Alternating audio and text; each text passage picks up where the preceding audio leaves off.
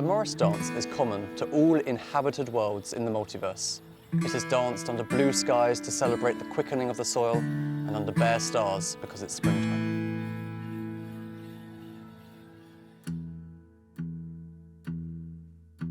A fine young man he was indeed. He was mounted on his milk-white steed. He rode himself all alone until he came to lovely Joan. I definitely struggled with feeling very lonely growing up, like just constantly all the time. I found it really difficult to know how to properly connect to most people, and I think I struggled with finding sort of hobbies I liked and things like that, which can make it easier to connect to people, but I didn't really know how. And then when I started Morris dancing, very quickly it became like I realised there was this thing where I could talk to all these people, and I didn't realise that was like how life could feel like. I didn't know you could be that happy. I assumed that what I was feeling before was sort of more or less close to normal. And then suddenly I was like, oh wait, all these wonderful people are everywhere. I get to go outside all the time and do all these nice sort of dances, and I'm active all the time and socialising. And I just didn't know life was like supposed to be like that or could be like that. I think particularly when like growing up, when you start to realise you're like slightly different to other people or whatever, it can be sort of a daunting thing, but it was nice to then find these moments of sort of community and other things of like, oh, actually I can be comfortable being whatever I am, even if I don't fully know yet or understand yet. It's much easier to sort of begin to understand yourself when you've got other people there sort of helping you along. So I don't particularly like think too much about any particular label I have on myself, because I've always just kind of gone with whatever's going on in the moment. Like, I guess I would probably mostly identify with being like bisexual, because but it's just one of those things I don't think much about. I've found Andrew, and it kind of means that the rest of it doesn't like matter in a really sort of I have to find a sort of name for it kind of sense. I'm not sure what exact box you'd put me in. I happen to be engaged to Lily. Had it not been Lily, it could have been anyone. But luckily it's Lily, so there we go. Boys and girls! Look at us, Morris dancers starting early rather than late. Goodness me, what's happening? I did one or two sort of like children's Morris dancing workshops when I was quite little. The first dance I learnt, I think, was a dance called the Worcestershire Monkey. Then when I was doing my Silver Duke of Edinburgh award, I needed a physical activity. I looked through their list of things, I saw Morris dancing, I was like, right, this is my opportunity. So I looked around, I sort of went on the internet to see if I could find any local sides, and there was Phoenix Morris, and I was 15, so they said, your mum has to come too. And I've been dancing with Phoenix ever since, so that must be, what, 10, getting on for 11 years now.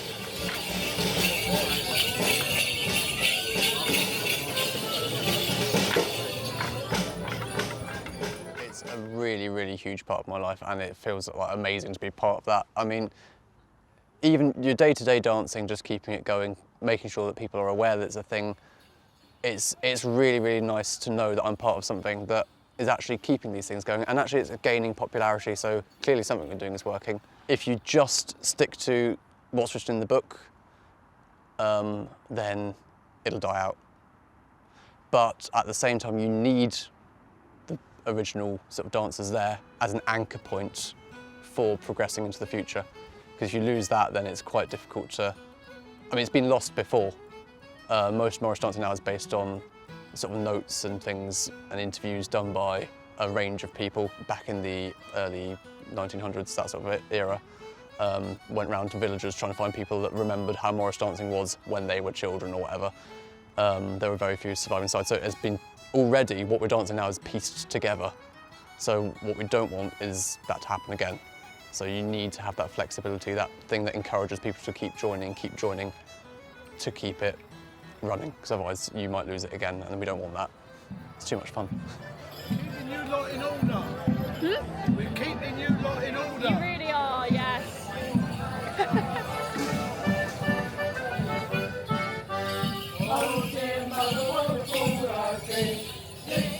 So I think I've been dancing for almost 3 years now. I found myself having a year out of university and didn't know sort of what to do with my time, so I thought I'd find a new hobby.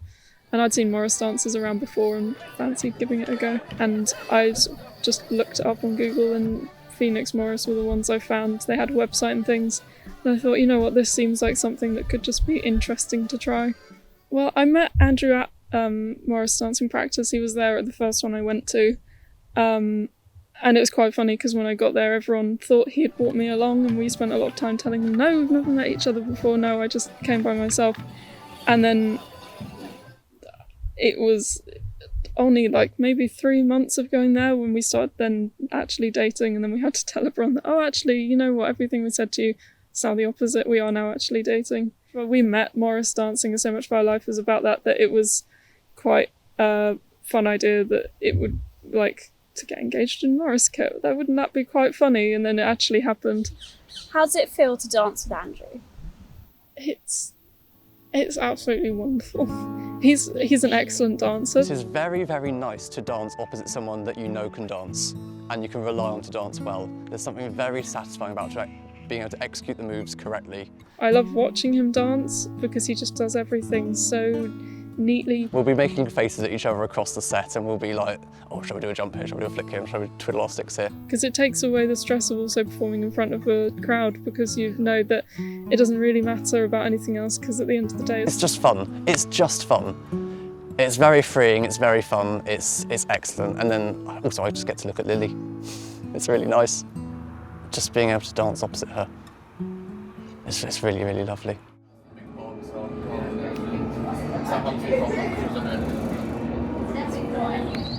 We are heading off to, which station is it? We're heading off to Bond Street. Bond Street station? Yeah. It's the nearest one to meet up with everyone for, where are they meeting?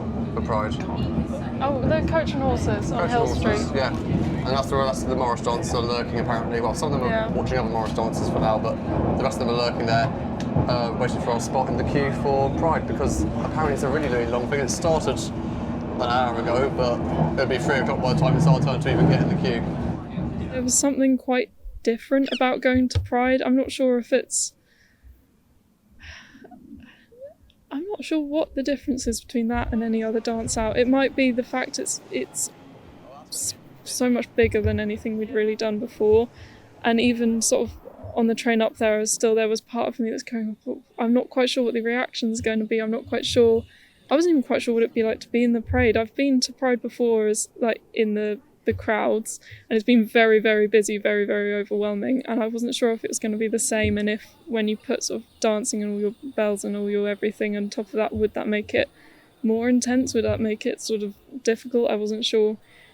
I think a lot of Morris dancers find this, if you put on the bells, and I know everyone else can definitely hear them because they make sure I know how much they can hear them, but to me, it just kind of all starts to blend in. It's like almost that sound, I almost don't notice it when I walk around now, because it's just like, oh, this is just what it's supposed to be like. This is what I'm supposed to sound like. This is how I'm supposed to dress. There's just something very like, it's a nice constant when going to sort of new things and new places of like, okay, lots of this might be unfamiliar, but what I'm wearing and what I sound like is all still the same. Okay, so that pub was closed. Apparently it was open last year, which is why I suggested it, but apparently this one's open. So welcome to Morris Organisation.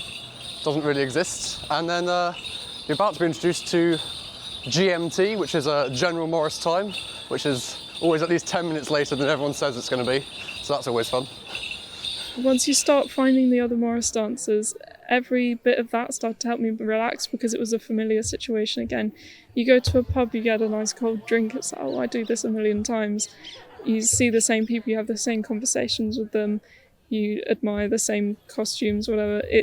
It started to like slowly sort of unwind me and kind of calm me down. We went into that park where everyone was sat down, and you could see them, and they had the big like os and all their different sort of creatures and costumes they were getting out, and it was just like this breathing a sigh of relief, because it was like, no, this is something I've done before, and it's just the same but even nicer, because we're doing it for sort of like a real strong reason that we want to sort of show that queer Morris dancers exist and that they're a strong sort of community.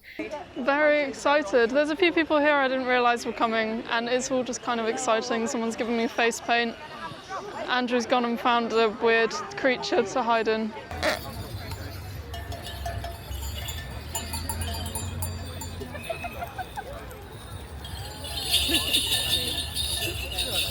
I feel like 80% of Morris dancers are gay. Like, if you did a Venn diagram of like the folk community and the gay community, it's pretty much a circle.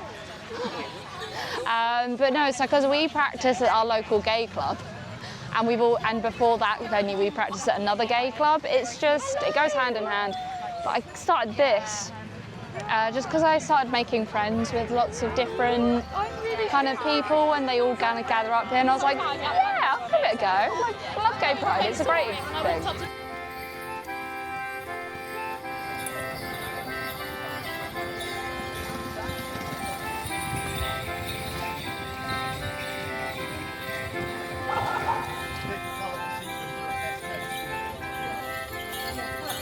I think it's that really nice thing of taking something that can exist in really sort of small, quiet places and putting it sort of on this big, it's almost like a stage kind of when you're just being like looked at by hundreds of people.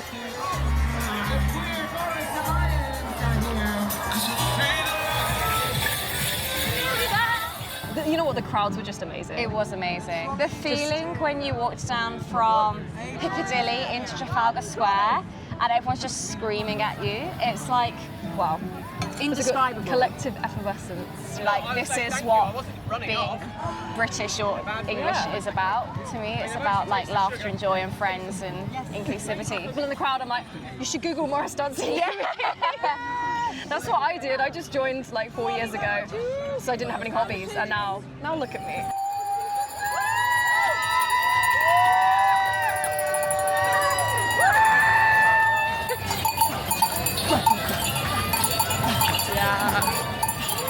It was very uplifting to feel so seen, and I think from what I could see being inside a bit of cloth, everyone seemed to enjoy us being there. Everyone seemed really happy. Everyone was looking, oh look, it's the Morris dancers. I could hear conversations being started. Oh look, it's the Morris dancers. Oh look, oh what, they're here as well. Look, changing perspectives, that was there. It felt really uplifting to have that. It felt really uplifting to be part of a community that were expressing ourselves in that way, in such an open space. It just, the whole thing, start to finish, was just like this massive rush of like being seen, being there, being in the moment, being surrounded by people. To the extent that I think we danced for something like 2.5 hours, and if you told me that I was going to dance for 2.5 hours, I would not have been able to do it. But the time just went. It was just such an experience. It was wonderful. Yeah, I can't think of a better way to describe it. It was just excellent. The reason I love it is because there are just so many wonderful people out there that I didn't know that you could find not only just such nice people, but such a sheer like number of them. And I think Morris dancing is just one of those really special kind of hobbies where it gives you chances to meet new people and to form really like close bonds with like your core groups when you're dancing with them. If you're practicing with them every single week, you go like out to the pub with them and things. Because it can be really difficult for people to know how to connect with people, particularly once they're adults. It's a lot of people I think struggle with that, of like, how do you make friends? How do you establish that like group of people? It's a difficult thing to do because no one really tells you. And I think finding Morris dancing or finding your equivalent hobby is a really solid way to go, because you develop not only your core sort of group of people nearby, local to you, but you can then expand that and you go to new places. And it has just done like wonders for me in every aspect of my life.